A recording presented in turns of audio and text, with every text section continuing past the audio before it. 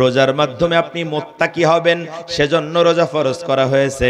আপনি রোজা রেখেছেন কেন? এই প্রশ্নের জবাব হচ্ছে আমি মুত্তাকি হওয়ার জন্য সিয়াম পালন করেছি, রোজা রেখেছি। বলেন তো রোজা ফরজ করা হয়েছে কেন? আলেমরা পরে বলবেন, বলেন। আচ্ছা দাঁড়ান, আর একটু সহজ করে দিই। আপনি রোজা রাখছিলেন কেন?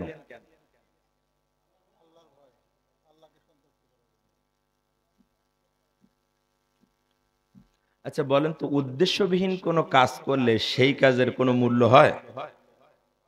বলেন।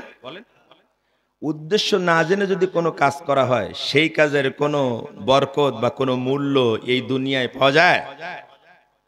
তো আপনাদের জবাবে তো তাই বোঝা যায়। রোজা কেন ফরজ করা হয়েছে বলতে পারলেন না। আপনি কেন রোজা রেখেছেন বলতেছেন আল্লাহর ভয়ে, তাই বললেন তো, আল্লাহর সন্তুষ্টির জন্য। তার মানে বোঝা যায় রোজা আপনি বোঝেন নাই, রোজার যে দাবি তা পূরণ করে আপনি রোজা রাখেন নাই, এটা প্রমাণিত।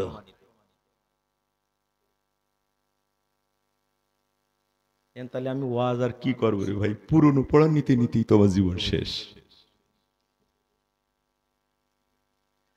তাহলে প্রশ্ন, রোজা কেন ফরজ করা হয়েছে?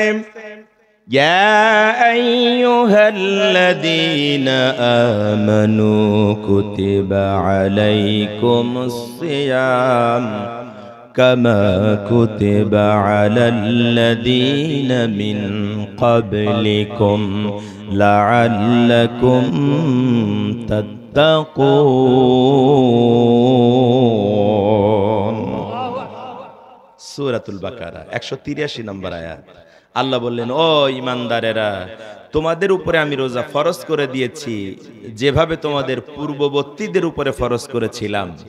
আশা করা যায় যে তোমরা মুত্তাকি হবে। তাহলে রোজা কেন ফরজ করা হয়েছে? আমি বলে দিলাম, তাও যদি না করেন তাহলে কি করে হয়? রোজা ফরজ করা হয়েছে কেন? মুত্তাকি হওয়ার জন্য। রোজা ফরজ করা হয়েছে কেন? মুত্তাকি হওয়ার জন্য। বলেন তো নামাজ ফরজ করা হয়েছে কেন?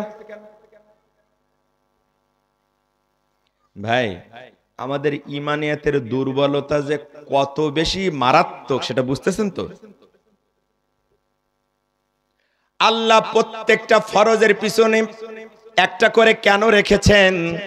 যতগুলো ফরজ আপনার উপরে আল্লাহ রাব্বুল আলামিন দিয়েছেন, সবগুলো ফরজের ব্যাপারে একটা করে কেন আছে। তার মানে এই ফরজ করার পিছনে আল্লাহর একটা উদ্দেশ্য আছে, একটা কারণ আছে। যেমন রোজা ফরজ করার পিছনে কারণ হচ্ছে আপনাকে মুত্তাকি বানানো। রোজার মাধ্যমে আপনি মুত্তাকি হবেন, সেজন্য রোজা ফরজ করা হয়েছে। আপনি রোজা রেখেছেন কেন? এই প্রশ্নের জবাব হচ্ছে আমি মুত্তাকি হওয়ার জন্য সিয়াম পালন করেছি, রোজা রেখেছি। কথা বোঝা যায়? নামাজ ফরজ করা হয়েছে সব রকমের অশ্লীলতার পাপাচার থেকে ফিরিয়ে রাখার জন্য,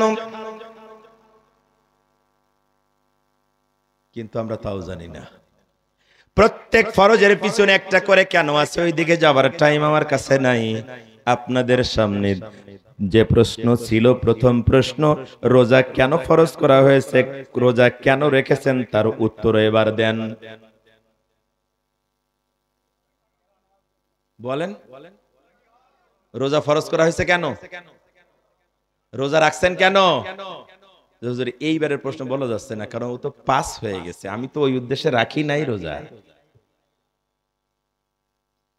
কেন রে ভাই, আপনি এত দুনিয়া পাগল হয়ে গেছেন কেন?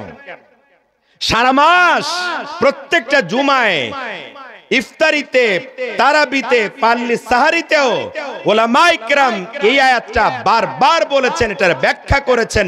আপনি গুরুত্ব দিয়ে শোনেন নাই, আপনার শোনার সময়ই ছিল না। তা লাভ হইল কি তাহলে?